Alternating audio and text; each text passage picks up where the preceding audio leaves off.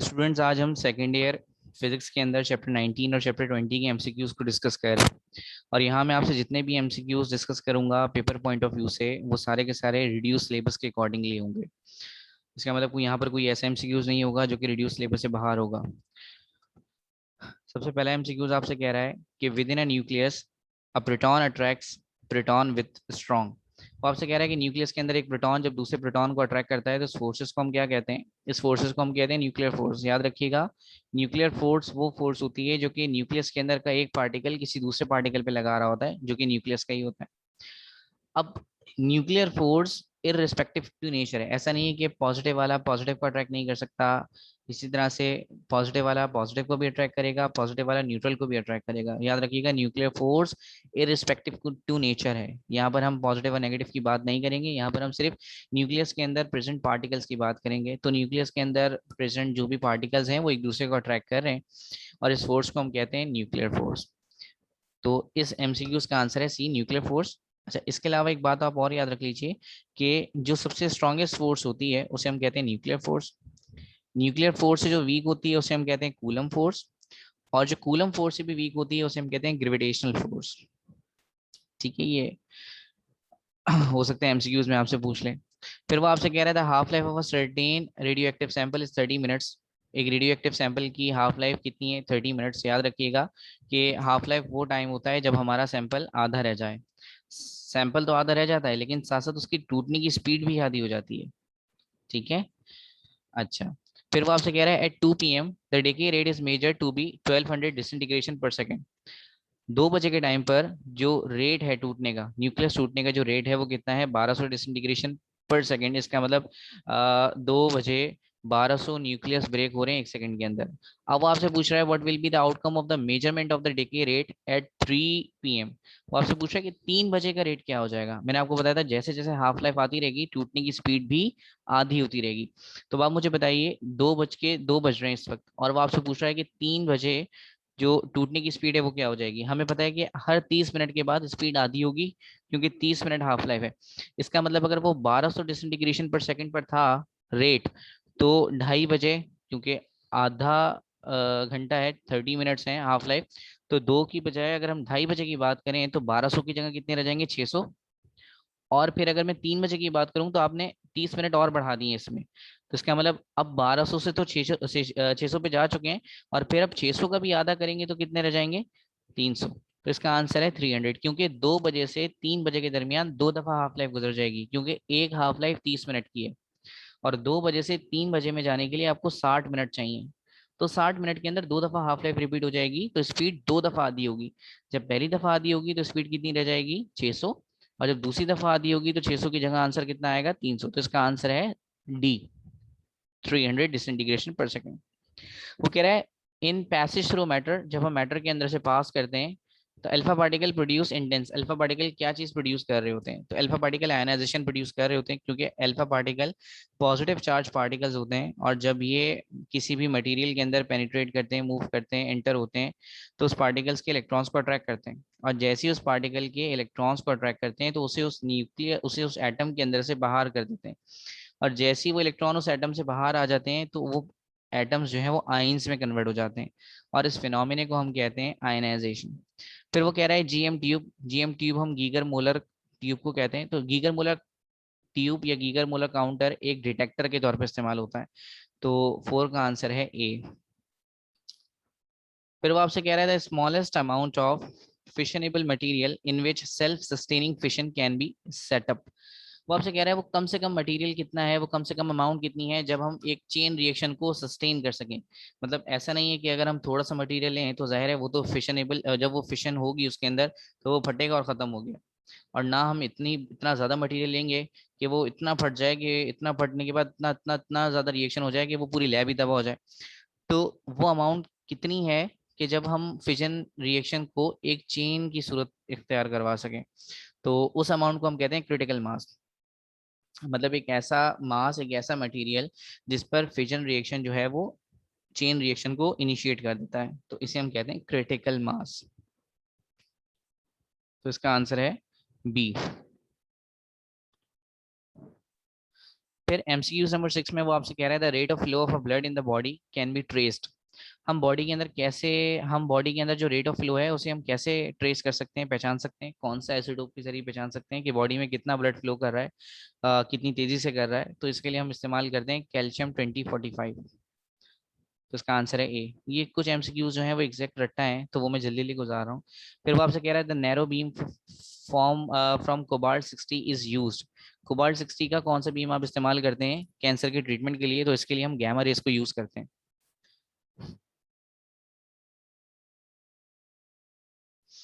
फिर लिखा हुआ है when a nucleus emits beta particle. जब एक न्यूक्लियस के अंदर से बीटा पार्टिकल निकल जाता है तो उसका एटॉमिक नंबर पर क्या इफेक्ट पड़ता है? तो उसका एटॉमिक नंबर इंक्रीज हो जाता है, वन टाइम इसका एटॉमिक नंबर इंक्रीज हो जाता है। फॉर एग्जांपल अगर किसी का एटॉमिक नंबर 12 है तो उसका एटॉमिक नंबर 13 हो जाएगा, एक इंक्रीज हो जाता है। ठीक है, अच्छा याद रखिएगा, अगर वो आपसे कहता है बीटा पॉजिटिव पार्टिकल, याद रखिएगा अगर वो आपसे कहता है बीटा पॉजिटिव पार्टिकल, तो बीटा पॉजिटिव पार्टिकल के अंदर जो एटॉमिक नंबर है वो डिक्रीज होगा। यूजुअली बीटा नेगेटिव ही होता है, लेकिन बीटा की दो टाइप्स है, मैं आपको दोबारा के बता रहा हूँ। अगर वो आपसे कह रहा है सिर्फ बीटा या बीटा नेगेटिव, तो एटॉमिक नंबर एक बढ़ जाएगा। और अगर वो आपसे कहता है बीटा पॉजिटिव, तो जब भी बीटा पॉजिटिव एलिमिनेशन होगी, इमिटेशन होगी, तो आप कहेंगे कि एटॉमिक नंबर डिक्रीज हो रहा है। याद रखिएगा इस बात को। और अगर वो आपसे कुछ भी नहीं कह रहा तो समझ लीजिए कि वो आपसे बीटा नेगेटिव की बात कर रहा है। फिर वो कह रहा है एक्टिविटीज गिवन बाय, एक्टिविटी का फॉर्मूला क्या है? लैम्डा एन भी होता है और डेल्टा एन बाई टी भी होता है। तो इसका आंसर है बोथ बी एंड सी। तो कुछ एमसीक्यूज एग्जैक्ट रट्टा है, आपने डेरिवेशन के अंदर इसे पढ़ा होगा। फिर कह रहा है radio active decay process is dash in nature, तो ये एक्सपोनेंशियल इन नेचर होता है। अगर आपको याद हो, आपने first law of radioactive decay पढ़ा है, वहां पर आपने फॉर्मूला पढ़ा होगा लास्ट के अंदर, एन बराबर है n not e, e exponent है, ई की पावर नेगेटिव लेमडा टी। तो क्योंकि ये वहां पर ई प्रेजेंट था तो हम इसे कह रहे हैं एक्सपोनेंशियल। फिर वो कह रहा है gamma rays emission causes dash. जब गैमा रेज निकलती हैं तो ना ही एटॉमिक नंबर पर फर्क पड़ता है और ना ही एटॉमिक मास पर फर्क पड़ता है। तो इसका आंसर है सिंपल, नो चार्ज। फिर वो आपसे कह रहे हैं ना beta decay the mass is equivalent to z plus n, this is the बकवास। हमें इससे कोई मतलब नहीं है, बस आपने इतना याद रखना है कि बीटा डिके के अंदर बस बीटा पार्टिकल निकल रहा है, और बीटा के लिए कोई कह नहीं रहा आपसे कंडीशन कि बीटा पॉजिटिव है या नेगेटिव है। तो अभी मैंने आपको थोड़ी देर पहले भी बताया था, तो आप क्या कंसिडर करेंगे? बीटा नेगेटिव कंसिडर करेंगे। अच्छा बीटा नेगेटिव लिखा हुआ है द न्यूट्रॉन नंबर, न्यूट्रॉन पर क्या इफेक्ट पड़ेगा? देखें जब भी बीटा इमिशन होती है, बीटा पार्टिकल रिलीज होता है, तो एक न्यूट्रॉन टूट कर क्या बन जाता है? प्रोटॉन। इसका मतलब कि जो भी उसके अंदर न्यूट्रॉन्स थे, अगर उसमें 14 न्यूट्रॉन थे तो अब कितने रह जाएंगे? 13। हमेशा एक न्यूट्रॉन कम हो जाएगा और एक प्रोटॉन बढ़ जाएगा। तो क्योंकि वो अभी आपसे न्यूट्रॉन के बारे में पूछ रहा है, तो एक न्यूट्रॉन कम हो जाता है, तो इसका आंसर है बी। तो यहाँ पर एन जो है वो न्यूट्रॉन को इंडिकेट कर रहा है, तो इसका क्योंकि एक न्यूट्रॉन कम हो जाता है इसलिए हम इसका आंसर लगा रहे हैं बी, एन की वैल्यू -1। फिर वो कह रहा है binding energy per nucleon is called. Binding energy एक न्यूक्लियन के लिए क्या होगी? अब न्यूक्लियन क्या होता है? वो पार्टिकल जो कि न्यूक्लियस के अंदर प्रेजेंट है उसे हम न्यूक्लियन कहते हैं। तो अगर हम एक न्यूक्लियन का मतलब अगर हम एक प्रोटॉन या एक न्यूट्रॉन की बात करें, तो उस बाइंडिंग एनर्जी को हम कहते हैं बाइंडिंग फ्रैक्शन। ठीक है, वो कह रहा था एवरेज एनर्जी रिलीज पर फिजन ऑफ यूरेनियम। ये यूरेनियम में आपने पढ़ा होगा कि यूरेनियम के टॉपिक के अंदर कि जब यूरेनियम के अंदर फिजन रिएक्शन होता है तो कितनी एनर्जी रिलीज होती है? 200 मेगा इलेक्ट्रॉन वोल्ट। तो कुछ एमसीक्यूज एग्जैक्ट रखता है, इसलिए वो मैं जल्दी जल्दी पास कर रहा हूँ आगे। The energy must be supplied to break up a nucleus into free nucleons. देखें न्यूक्लियॉन्स को जोड़े रखने के लिए न्यूक्लियस के अंदर जो एनर्जी चाहिए होती है उसे भी हम बाइंडिंग एनर्जी कहते हैं। और अगर हमें उसे तोड़ना है तो भी हम उसे उतनी ही एनर्जी देनी पड़ेगी जितना हमने जोड़ने के लिए इस्तेमाल की है। तो अगर आप न्यूक्लियस को ब्रेक करें फ्री न्यूक्लियॉन्स के अंदर, तो न्यूक्लियस को ब्रेक करने के लिए जितनी एनर्जी चाहिए होती है उसे हम कहते हैं बाइंडिंग एनर्जी। ठीक है, अगर वो आपसे कहता है कि न्यूक्लियॉन्स को ऐड ज्वाइन करने के लिए न्यूक्लियस में कितनी एनर्जी चाहिए, तो भी आप क्या बोलते हैं? Binding energy. अच्छा वो कह रहा है कि इन अ न्यूक्लियर रिएक्टर, और यहाँ पर आपको नाइट्रोजन की वैल्यू दी हुई है 7/14, हीलियम की वैल्यू दी हुई है 2 और 4। आपसे वो कह रहा है कि यहाँ पर ऑक्सीजन बना है 817।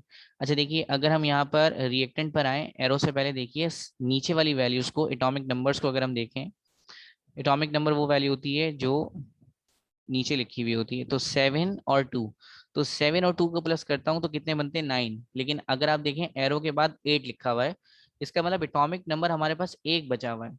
और अब मैं आ जाता हूँ एटॉमिक मास पे। एटॉमिक मास अगर आप देखें तो 14 और 4, तो कितने हो गए 18। जबकि ऑक्सीजन के अंदर कितने हैं 17। इसका मतलब टोटल आपके पास 18 पार्टिकल्स, 18 मास था, लेकिन आपके पास ऑक्सीजन के अंदर कितना आ रहा है 17। तो आपके पास एक एटॉमिक नंबर भी बचा हुआ है और आपके पास एक एटॉमिक मास भी बचा हुआ है। तो अब जाहिर है आपके पास पार्टिकल किसका बनेगा, हाइड्रोजन का बनेगा। फिर वो आपसे कह रहा है कि इन न्यूक्लियर रिएक्शन एल्यूमिनियम 1327 जब हीलियम पार्टिकल से मिल रहा है 2/4 से, तो एक केमिकल यहाँ पे बन रहा है फॉस्फोरस, जिसका एटॉमिक नंबर 15 है और एटॉमिक मास 30। इसे आप समराइज कीजिए, 13 और 2 को अगर मैं प्लस करूंगा तो कितने होते हैं 15, और यहाँ देखें 15। अब आपके पास एटॉमिक नंबर कोई नहीं है, इसका मतलब एक ऐसा पार्टिकल आपके पास बचेगा जिस पर कोई चार्ज ना हो, क्योंकि चार्जेस आपके पास टोटल 15 थे और प्रोडक्ट में भी 15 ही है। तो एक ऐसा पार्टिकल बन रहा है जिस पर कोई चार्ज ना हो। लेकिन अगर हम मास की बात करें तो देखें 27 और 4 कितने हो गए 31, लेकिन यहाँ पर आपके पास वैल्यू क्या आ रही है 30। तो आपके पास एक ऐसा पार्टिकल बचेगा जिसका चार्ज तो नहीं है लेकिन उसका मास है, और ऐसे पार्टिकल को हम कहते हैं न्यूट्रॉन। फिर वो आपसे कह रहा था radio active decay law. Radio active decay law को हम कैसे लिखते हैं, रेडियो एक्टिव डिके लॉ को हम लिखते हैं n=n0 exponential negative lambda T. तो इसका आंसर है सी। फिर वो आपसे कह रहा है the rate of decay of a radio active element. वो आपसे कह रहा है कि जो टूटने की रफ्तार है, जो टूटने की स्पीड है रेडियो एक्टिव एलिमेंट की, वो क्या होती है। तो आपको पता है कि रेडियो एक्टिव एलिमेंट की जो टूटने की स्पीड है वो वक्त के साथ साथ कम हो जाती है। इसकी सिंपल से अगर हम एग्जांपल देखें तो फॉर एग्जांपल अगर मैंने 100 मॉलिक्यूल्स रखे थे, 100 न्यूक्लियस रखे थे, तो ज़ाहिर है कुछ टाइम के बाद वो कितने रह जाएंगे, हाफ लाइफ के बाद 50। इसका मतलब शुरू में कितने टूट रहे थे 50, अब आपके पास कितने रह गए 50। अब 50 का आधा कितना होगा 25, तो सेकेंड हाफ लाइफ के अंदर कितने ब्रेक होंगे 25। फिर अब जब 25 रह गए, अब तो 25 का जब आप आधा करेंगे तो कितने रह जाएंगे 12.5। जाहिर है आहिस्ता आहिस्ता करके न्यूक्लियस कम हो जाएंगे, तो जब न्यूक्लियस कम हो जाएंगे तो जाहिर है ब्रेक भी कम ही होंगे। तो रेट ऑफ डिके वक्त के साथ साथ कम होते रहते हैं। इसी वजह से डेरिवेशन के अंदर आपने नेगेटिव लेमडा लिखा था, लेमडा के साथ आपने नेगेटिव लगाया था। तो रेडियो एक्टिविटी के अंदर जो डिके रेट है वो वक्त के साथ साथ कम हो जाता है। तो इसका आंसर है सी, डिक्रीज एक्सपोनेंशियली विथ टाइम। वो कह रहा है the track form in Wilson cloud chamber. Wilson cloud chamber एक डिवाइस है जिसमें हम पाथ को मेजर करते हैं, डिटरमाइन करते हैं। कह रहा है the track formed in the Wilson cloud chamber due to dash rays is thick and continuous. अच्छा याद रखिएगा कि अगर आपके पास लिखा हुआ है थिक एंड कंटिन्यूस, ये सारी बातें आपने याद रखनी है, क्योंकि मैं एक ही एमसीक्यूज में आपको 2-3 एमसीक्यूज के बारे में बातें बता रहा हूँ। जो रेस हैं वो थिक बन रही हैं और कंटिन्यूस बन रही हैं। जब भी रेस थिक और कंटिन्यूस बनती हैं तो हम ये कहते हैं, सॉरी पाथ अगर थिक और कंटिन्यूस बनता है तो हम ये कहते हैं कि वो जो पार्टिकल्स हैं वो अल्फा पार्टिकल हैं। अल्फा पार्टिकल, तो इसका आंसर है अल्फा पार्टिकल। अच्छा लेकिन लेकिन अगर वो आपसे कहता कि रेज इज अ थिन, मतलब पतली पतली बारीक बारीक रेस, और साथ में कंटिन्यूस नहीं डिसकंटिन्यूस, मतलब टूट टूट के बन रही है, डॉटेड स्पेक्ट्रम आ रहा है आपके पास, तो फिर आप उसे कहते हैं बीटा रेस। याद रखिएगा अगर थिक और कंटिन्यूस है तो वो अल्फा रेस हैं, अगर वो थिन और डिसकंटिन्यूस हैं तो वो बीटा रेस हैं, और अगर डॉट बस कहीं एक पॉइंट आ गया बहुत ज्यादा बिखरे में, कहीं कहीं पे एक एक पॉइंट शो हो रहा है, तो फिर हम उसे कहेंगे गैमा रेस। फिर वो आपसे कह रहा है कि 1 atomic mass unit is equal to, तो 1 एटॉमिक मास बराबर होता है 3.91 मल्टीप्लाई 10⁸ इलेक्ट्रॉन वोल्ट के। ठीक है, कैसे होता है ये मैं थोड़ा सा आपके लिए एक्सप्लेन करता हूँ, अगर आप मुझे 1 मिनट दें तो। अच्छा देखिए, 1 atomic mass unit 1 m u बराबर होता है, इक्वल होता है three sorry 931 mega electron volt के। ठीक है, 931 मेगा इलेक्ट्रॉन वोल्ट के। अब हमें पता है कि मेगा का मतलब होता है 10⁶, मेगा का मतलब होता है 10⁶। तो अगर मैं यहाँ से मेगा को हटाऊं तो 1 AMU किसके बराबर आ जाएगा, 1 AMU बराबर आ जाएगा 931 मल्टीप्लाई 10 की पावर 6। ठीक है, 10 की पावर 6 इलेक्ट्रॉन वोल्ट के तो मैं आएगा, क्योंकि 10 की पावर 6 के बराबर होता है। अब अगर आप यहाँ देखें तो यहाँ कोई पॉइंट नहीं है, 931 के बाद कोई पॉइंट नहीं है, तो पॉइंट को आप बिल्कुल लास्ट में कंसिडर करेंगे 1 के बाद। और अगर मैं पॉइंट को इस 1 से हटा के यहाँ ले आऊँ 9 के पास, तो 1 टाइम्स मूव किया और दूसरी टाइम मूव किया, तो इसका मतलब इसे मैं और कैसे लिख सकता हूँ कि 1 MU इक्वल 9.31। 9.31 का मतलब हम पॉइंट को 2 के बाद शिफ्ट कर रहे हैं, मल्टीप्लाई 10 की पावर भी 2 टाइम्स बढ़ जाएगी, तो ये कितनी हो जाएगी, 6 से 8 इलेक्ट्रॉन वोल्ट। तो इसलिए इसका आंसर बराबर है 9.31 मल्टीप्लाई 10 की पावर 8 इलेक्ट्रॉन वोल्ट के। ठीक है, फिर उसके बाद लिखा हुआ है small quantity of radio active iodine is taken in food. तो वो कह रहा है कि अगर आप फूड के अंदर आयोडीन का सैंपल ले रहे हैं, तो वो आयोडीन कहाँ जाके डिपॉजिट होगा, तो याद रखिएगा कि वो आयोडीन थायराइड ग्लैंड के अंदर जाके डिपॉजिट होता है, वहां जाके वो हार्मोन्स बनाता है T3 और T4। खैर ये सब आपने पढ़ा होगा इंटर के अंदर।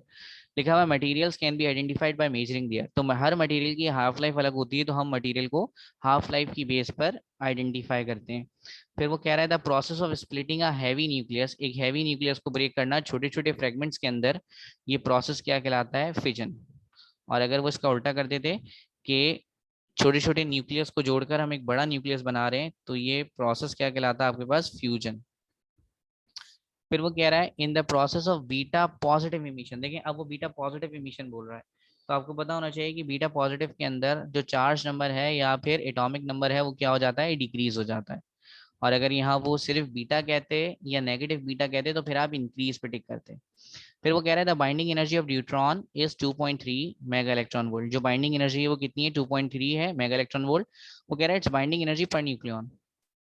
पर न्यूक्लियन का मतलब एक न्यूक्लियन के लिए जो बाइंडिंग एनर्जी है वो क्या होगी। तो इसके लिए आपको सबसे पहले ये पता होना चाहिए कि ड्यूटेरियम के अंदर, ड्यूट्रॉन के अंदर नंबर ऑफ पार्टिकल्स कितने हैं न्यूक्लियस के अंदर। तो यहाँ पर आप देख रहे हैं कि H के ऊपर 2 लिखा हुआ है, इसका मतलब H के न्यूक्लियस के अंदर 2 पार्टिकल्स हैं। तो हम इस वैल्यू को सिंपल क्या करेंगे, 2.3 को 2 से डिवाइड कर देंगे, तो हमें पता लग जाएगा कि एक पार्टिकल के लिए बाइंडिंग एनर्जी क्या होगी। तो ये आंसर आपके पास आएगा 1.15। आपने सिंपल क्या करना है, जितने भी पार्टिकल्स हैं उसको आप, जितने भी पार्टिकल्स हैं उसके नंबर को आप डिवाइड कर देंगे 2.3 से। जितनी भी आपके पास बाइंडिंग एनर्जी है उसको नंबर ऑफ पार्टिकल से डिवाइड कर देंगे। तो ड्यूटेरियम के अंदर 2 पार्टिकल होते हैं न्यूक्लियस के अंदर, इसलिए मैंने 2.3 को 2 से डिवाइड किया, तो मेरे पास आंसर आ गया 1.15। फिर वो कह रहा है the method of finding the age of specimen by radioactive isotopes of carbon. वो कह रहा है कि हम पर्सन की एज को कैसे डिटरमाइन करते हैं, तो पर्सन की एज को डिटरमाइन करने के लिए जो फिनोमिना इस्तेमाल होता है कार्बन को यूज करते हुए, उसे हम कहते हैं रेडियो कार्बन डेटिंग। ठीक है, असल में जब हम मर जाते हैं तो कार्बन की वैल्यू वक्त के साथ साथ कम होती रहती है, क्योंकि पहली बात तो मेटाबॉलिज्म कम हो रहा होता है, और भी बहुत सारी चीज़ें, हम बहुत सारे, जब हम लिविंग होते हैं तो हम बहुत सारे ऐसे कंपाउंड्स बना रहे होते हैं जिसके अंदर कार्बन होता है, लेकिन जब ज़ाहिर है हम अलाइव ही नहीं है तो मेटाबॉलिज्म नहीं होगा। जब मेटाबॉलिज्म नहीं होगा तो कार्बन की वैल्यू वक्त के साथ साथ क्या होने लग जाएगी, कम होने लग जाएगी। क्योंकि जैसे जैसे हम सांस लेते हैं, जैसे जैसे हम सांस लेते हैं तो ग्लूकोज ब्रेक होके कार्बन डाइऑक्साइड में कन्वर्ट हो रहा होता है, लेकिन जब हम ज़ाहिर है मर जाएंगे तो हमारी बॉडी के अंदर मेटाबॉलिज्म ही नहीं होगा, बॉडी में रिएक्शंस ही नहीं होंगे, तो कार्बन की वैल्यू वक्त के साथ साथ क्या हो रही होगी, कम हो रही होगी। तो उस कार्बन की वैल्यू से हम बताते हैं कि हाँ पर्सन को मरे हुए कितना टाइम हो गया। तो ये मेथड कहलाता है कार्बन, रेडियो कार्बन डेटिंग। वो आपसे कह रहा है this one is use as a fuel for conventional nuclear reactor. तो बेटा न्यूक्लियर रिएक्टर के अंदर हम जो फ्यूल इस्तेमाल करते हैं उसे हम कहते हैं यूरेनियम 92/235। वो कह रहा था half life of radium is 1600 years. तो कह रहा है कि रेडियम की जो हाफ लाइफ है वो 1600 साल है। वो कह रहा है 6400 साल बाद, 6400 साल बाद रेडियम का कितना सैंपल सरवाइव करेगा, कितना सैंपल बच जाएगा। तो पहले तो आपको ये पता होनी चाहिए कि रेडियो एक्टिविटी होगी कितनी दफा। ठीक है, रेडियो एक्टिविटी होगी कितनी दफा, तो इसे हम चेक कर लेते हैं। बहुत आसान तरीका है, मैं आपके लिए एक फॉर्मूला लिख रहा हूँ, तो साथ साथ आप इसे नोट कर लीजिएगा। देखिए रेडियो एक्टिविटी कितनी दफा होगी, हाफ लाइफ कितनी दफा आएगी, इसे आप चेक करने के लिए हम एक फॉर्मूला लगाते हैं, T divide by half life, T divide by half life. अब हमें पता है कि टोटल ईयर्स हमें कितने दिए हुए, 64,000, sorry 6,400, divide by half life कितनी है, 1600। तो अगर आप इसे कैलकुलेटर से सॉल्व करें तो बेटा कैलकुलेटर आपको लिखा दे देगा 4। इसका मतलब 6,400 साल बाद टोटल 4 दफा हाफ लाइफ गुजर चुकी होगी, 4 दफा हाफ लाइफ गुजर चुकी होगी। और हमें पता है कि एक दफा में हाफ लाइफ कितनी, एक दफा में सैंपल कितना रह जाता है, आधा। तो आपके पास जो आंसर आएगा फर्स्ट टाइम हाफ लाइफ में, तो वो आपके पास आएगा 1/2। लेकिन जब सेकेंड टाइम हाफ लाइफ गुजर जाएगी तो फिर आपके पास आंसर हो जाएगा 1/4। इसी तरह से जब तीसरी दफा हाफ लाइफ गुजर जाएगी तो हमारे पास कंडीशन हो जाएगी 1/8। जब चौथी दफा हाफ लाइफ गुजर जाएगी तो हमारे पास कंडीशन हो जाएगी 1/16। इसे अगर हम सिंपल देखें तो जब आप सैंपल को हाफ करेंगे तो अगर 4 दफा हाफ लाइफ गुजर रही है तो आप मल्टीप्लाई करेंगे 2 को 4 दफा, तो ये आपके पास हो जाएगा 2 × 2 × 2 × 2। और अगर आप इसे सॉल्व करेंगे तो ये सिंपल आपके पास आ जाएगा 1/16। तो इसका आंसर आपके पास आ गया 1/16 टाइम्स।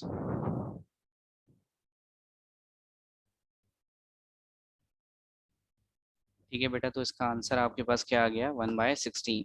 आपने सिंपल ये करना है कि जितनी दफा हाफ लाइफ गुजर जाएगी आप 1 को उतनी ही दफा 2 से डिवाइड करेंगे। तो क्योंकि 4 दफा हाफ लाइफ आ रही है इसलिए मैं 1 को किससे डिवाइड कर रहा हूँ, 4 दफा 2 से। तो जब भी हम 1 को 4 दफा 2 से डिवाइड करेंगे तो हमारे पास जो आंसर आएगा वो 1/16 आएगा। ठीक है, तो यहाँ पर मैं आंसर मार्क कर देता हूँ एक्चुअल। तो इसका आंसर है 1/16। फिर वो आपसे कह रहा है the rate of flow of blood in human body can be traced, ये तो रिपीट हो चुका है तो इसका आंसर आपको ऑलरेडी पता ही है। और as a time passes the rate of decay of radioactive element, ये भी रिपीट हुआ है गलती से। तो रेडियो एक्टिव एलिमेंट का जो रेट है तो वो भी डिक्रीज होता है वक्त के साथ साथ। फिर वो आपसे कह रहा है कि if radio active calcium 20/45 is taken by man or animal, the percentage of it deposed in the bones of young one। वो आपसे कहना ये चाह रहा है कि जब हम कैल्शियम का सैंपल किसी पर्सन को देते हैं जो कि रेडियो एक्टिव कैल्शियम है 2045, तो कितने परसेंट जो कैल्शियम है वो बोन्स के अंदर जाके डिपॉजिट हो जाता है, जमना शुरू हो जाता है। तो वो 90% होता है अगर वो पर्सन यंग है। ठीक है, अच्छा यहाँ पर आपने एक और बात याद रखनी है एमसीक्यूज के लिए। इन केस अगर वो आपसे पेपर के अंदर ये नहीं पूछता कि भाई यंग वंस ये एडल्ट, अगर वो आपसे पूछता है कि भाई ओल्ड वन के अंदर कितने रह जाते हैं, तो ओल्ड या तो अगर आपके पास लिखा हो ओल्ड और या फिर आपके पास लिखा हो जिट्रियाटिक, तो याद रखिएगा ओल्ड और जिट्रियाटिक के अंदर मतलब बूढ़ों के अंदर जो कार्बन डिपॉजिट होता है हड्डियों के अंदर वो होता है 40%। ठीक है। फिर वो आपसे कह रहा है when a nucleus emits beta particle, अगर एक न्यूक्लियस बीटा पार्टिकल को एमिट कर रहा है तो उसके एटॉमिक नंबर पर क्या फर्क पड़ेगा। तो ये बात भी आपको पता है कि अगर बीटा पार्टिकल एमिट होता है तो एटॉमिक नंबर जो है वो 1 गुना बढ़ जाता है। फिर वो कह रहा है the device is used to make the path of ionizing particle. ठीक है, पाथवे के लिए, पाथवे कौन बताता है, अभी हमने ऊपर डिस्कस किया था कि अगर थिक और कंटिन्यूस पाथवे आता है तो फिर हम उसे क्या कहते हैं, पाथ आता है तो उसे हम क्या कहते हैं, अल्फा पार्टिकल्स हैं। और अगर थिन और डिसकंटिन्यूस आता है तो उसे हम क्या कहते हैं कि वो गैमा पार्टिकल, बीटा पार्टिकल्स हैं। और अगर कहीं एक पाथ पॉइंट शो हो रहा है तो फिर हम उसे कहते हैं कि वो गैमा पार्टिकल्स हैं। तो ये सारा पाथ जो है वो आयोनाइजिंग पार्टिकल्स के लिए जो बताता है उसे हम कहते हैं विल्सन क्लाउड चैम्बर। वो कह रहा है कि this is a highly ionised particle, तो हाईली आयोनाइज्ड पार्टिकल कौन सा होता है, अल्फा पार्टिकल हाईली आयोनाइज्ड होता है, डबल चार्ज पार्टिकल है, इजीली आयोनाइज करता रहता है पार्टिकल्स को। फिर वो कह रहा था product of decay constant and the half life of radio active source. तो अगर हम हाफ लाइफ को और लेमडा को आपस में मल्टीप्लाई करें तो ये बराबर होता है 0.693 के। ये ऑलरेडी आपने फॉर्मूला पढ़ा हुआ है, अगर मैं इसे एक्सप्लेन करना चाहूँ तो इसकी इतनी खास जरूरत नहीं है। हमें पता है कि हाफ लाइफ बराबर होती है, इसका मतलब टी 1/2 बराबर होता है 0.693 बाय लेमडा। और अगर लेमडा नीचे डिवाइड हो रहा है और अगर मैं इसे ऊपर ले आऊं तो वो मल्टीप्लाई हो जाएगा। तो एक्सप्रेशन आपके पास बनेगा टी 1/2 मल्टीप्लाई बाय लेमडा और इक्वल के बाद आपके पास क्या बचेगा 0.693। तो ये तो आपने फॉर्मूले के अंदर पढ़ा होगा जब आपने डेरिवेशन की होगी, तो वहां पर एक चीज आ रही होगी log 2। तो जब हम log 2 को सॉल्व करते हैं तो 0.693 आता है। तो डेरिवेशन में आपको अच्छे से पता होगा। फिर वो आपसे कह रहा है कि 1 mega electron volt is equal to, एक मेगा इलेक्ट्रॉन वोल्ट कितने जूल के बराबर होता है, तो एक मेगा इलेक्ट्रॉन वोल्ट बराबर होता है 1.6 मल्टीप्लाई 10⁻⁻13 जूल के। ठीक है। और अगर वो आपसे कहता है कि एक इलेक्ट्रॉन वोल्ट कितने जूल के बराबर है, तो फिर आप लिखते हैं 1.6 मल्टीप्लाई 10⁻⁻19 जूल। फिर वो आपसे कह रहा है इन radioactive decay law n equal n not e की पावर नेगेटिव लेमडा टी। तो वो कह रहे हैं लेमडा यहाँ पर किसको रिप्रेजेंट कर रहा है, तो बेटा लेमडा यहाँ पर डिके कांस्टेंट को रिप्रेजेंट कर रहा है। ये एग्जैक्ट आपने डेरिवेशन के अंदर पढ़ा होगा। फिर वो आपसे कह रहा है आफ्टर अल्फा पार्टिकल या अल्फा डिके, जब अल्फा डिके हो रहा है द न्यूक्लियस हैज इट्स। तो जब भी अल्फा डिके होता है तो जो उसका मास नंबर होता है, मास नंबर या एटॉमिक मास, तो वो 4 गुना कम हो जाता है। ठीक है, तो इसका आंसर है डी। याद रखिएगा, अगर वो मास नंबर कह रहा है या एटॉमिक मास कह रहा है तो आप लिखेंगे 4 गुना कम हो रहा है। अगर वो आपसे कहता कि चार्ज नंबर या एटॉमिक नंबर, तो एटॉमिक नंबर या चार्ज नंबर कितना कम होता है, 2 टाइम्स। ठीक है, इस बात को याद रखिएगा। अगर वो आपसे कहता है कि एटॉमिक नंबर या चार्ज नंबर कितना कम हो रहा है, तो वो 2 गुना कम होता है। लेकिन अगर सॉरी 2 कम होता है, 2 यूनिट्स कम होता है। और अगर वो आपसे कह रहा है कि मास नंबर या एटॉमिक मास, तो फिर वो कम होता है 4 यूनिट्स। फिर वो कह रहा है कि this was the first experimental verification of Einstein mass energy relation. वो कह रहा है आइंस्टाइन ने जो मास एनर्जी रिलेशन दिया था, इसका मतलब वो आपसे बात कर रहा है E इक्वल MC स्क्वायर की, जो कि आपसे कहता है कि एनर्जी को हम मास में कन्वर्ट कर सकते हैं और मास को हम एनर्जी में कन्वर्ट कर सकते हैं। अच्छा, इसकी बहुत सारी प्रैक्टिकल वेरिफिकेशंस हैं और बहुत सारी हमारे सिलेबस के अंदर भी इंक्लूड हैं। जैसे चैप्टर 17 के अंदर आपने एक टॉपिक पढ़ा होगा पेयर प्रोडक्शन। उस पेयर प्रोडक्शन के अंदर भी हमने आइंस्टाइन की, वो भी एक तरह की वेरिफिकेशन है आइंस्टाइन मास एनर्जी रिलेशन की। इसी तरह से आपने चैप्टर 19 पढ़ा होगा, तो वहां पर आपने पढ़ा होगा फिजन। फिजन के अंदर भी मास में फर्क आ रहा होता है रिएक्टेंट और प्रोडक्ट के। तो इसकी बहुत सारी प्रैक्टिकल वेरिफिकेशंस आप, एक्सपेरिमेंटल वेरिफिकेशंस आप पढ़ चुके हैं। लेकिन वो आपसे पूछ रहे हैं the first experimental verification of Einstein mass energy relation. तो बेटा इसकी जो पहली वेरिफिकेशन थी उसे हम कहते हैं प्रोटॉन इंड्यूस रिएक्शन। अच्छा, इसी में मैं आपको एक और बात बता देता हूँ, हो सकता है वो आपको एमसीक्यूज में दे दे, तो हम इसको भी देख लेते हैं। अभी इसको साथ साथ नोट कर लीजिएगा। ठीक है, प्रोटॉन इंड्यूस रिएक्शन में होता क्या है। तो प्रोटॉन इंड्यूस रिएक्शन में क्या होता है, देखिए हुआ क्या कि हमने एक लिथियम का पार्टिकल लिया। अच्छा, लिथियम का एटॉमिक नंबर होता है 3 और लिथियम का एटॉमिक मास होता है 7। लिथियम पर हमने एक प्रोटॉन एब्जॉर्ब करवाया। तो लिथियम के पार्टिकल ने जैसे ही प्रोटॉन को एब्जॉर्ब किया, तो लिथियम पार्टिकल ज़ाहिर है डिस्टर्ब हो गया। और जैसे ही लिथियम पार्टिकल डिस्टर्ब हुआ, तो लिथियम 2 हिस्सों के अंदर टूट गया। अब देखिए आपके पास, अगर आप देखें तो जो आपके पास पहले वाले नंबर्स हैं तो वो हैं 3। यहाँ पर आपके पास क्या है 3, और यहाँ से आपके पास प्रोटॉन का क्या है 1। तो आपके पास टोटल एटॉमिक नंबर कितना हो गया 4। अच्छा, जबकि आपके पास एटॉमिक मासेस देखिए 7 और 1, ऊपर वाले मासेस कितने हैं 7 और 1। तो एटॉमिक नंबर तो आपके पास 4 है, लेकिन एटॉमिक मासेस आपके पास कितने हैं 8 हैं। तो यहाँ पर 2 हीलियम के पार्टिकल बने, यहाँ पर आपके पास 2 हीलियम के पार्टिकल्स बने। और आपको पता है कि हीलियम का एटॉमिक नंबर 2 होता है और हीलियम का एटॉमिक मास कितना होता है 4। तो मैं भी यहाँ पर आपको 2 हीलियम के पार्टिकल्स बना के दिखा रहा हूँ, ये है प्रोटॉन इंड्यूस रिएक्शन।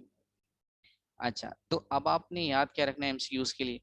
अगर आपसे वो एग्जाम में कहता है कि अगर हम लिथियम पर प्रोटॉन एब्सॉर्ब करवाएं तो कितने हीलियम के न्यूक्लियाई बनेंगे, तो 2 बनेंगे। या फिर अगर वो आपसे पूछे कि प्रोटॉन इंड्यूस रिएक्शन के अंदर कितने हीलियम न्यूक्लियाई फॉर्म होते हैं, तो आपको पता होना चाहिए कि इस रिएक्शन के अंदर 2 हीलियम न्यूक्लियाई फॉर्म हो रहे हैं।